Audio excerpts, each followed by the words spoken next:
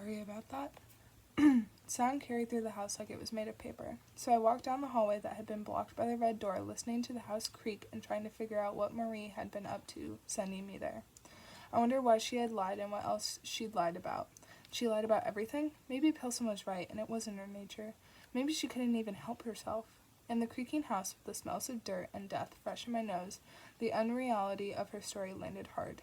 Seeing those bodies had been like turning the lights on after a nightmare. I was far from home, far away from the carved symbols and spectral figures in the night, far away from Marie and her strange, steady voice. Of course there was an explanation for the missing blood.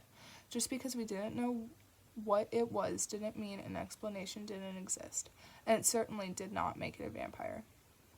The late winter sun had begun to slant, and I followed it west into the bedroom. It had soft blue walls, and the floorboards had been painted white. There was one large window, and above it a brass curtain rod hung bare. The bed beside it was still covered in a blue-green checkered quilt, while in the corner a vanity dressing table sat idle, missing its mirror.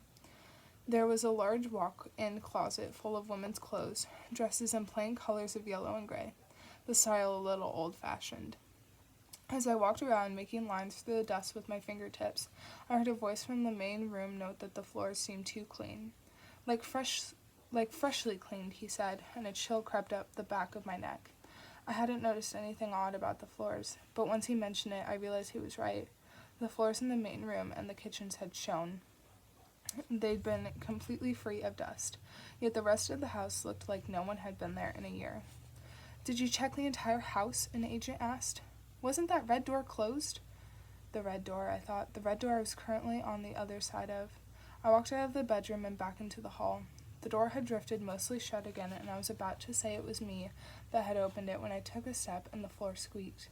The next thing I knew, the door was thrown open and a gun swung into view.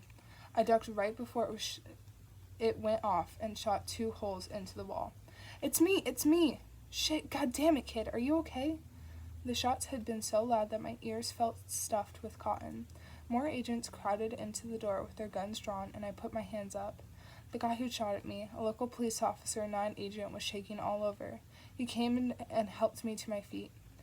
"Kid," he said, "are you sure I didn't get you?"